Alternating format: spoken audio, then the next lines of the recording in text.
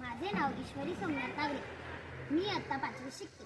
आज मी तुम्हाला पुस्तकाविषयी थोडक्यात माहिती सांगणार आहे व त्याच्यातली एक छोटीशी गोष्ट पण सांगणार आहे. तर माझ्या पुस्तकाचे नाव पचतंत्राच्या गोष्टी. माझ्या पुस्तकाचे लेखक बाबा भाट. माझ्या पुस्तकाची किंमत 75 रुपये. माझ्या पुस्तकातील गोष्टीचे नाव लहानसा दिवा. तर एका गावात रोज रात्री वीज जात असे. अंधारामुळे सर्व लोक कुरकुर करायचे. एके दिवशी एका लहान मुलाने त्याच्या घराबाहेर छोटासा दिवा लावला. तो दिवा फार उजेड देत नव्हता, पण रस्ता मात्र दिसायला लागला.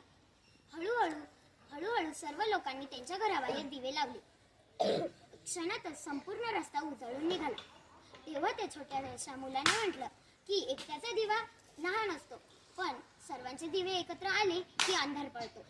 तर या गोष्टीचं तात्पर्य हेच की छोटासा प्रयत्न जरी केला तरी तो आपल्याला प्रेरणा देतो. धन्यवाद.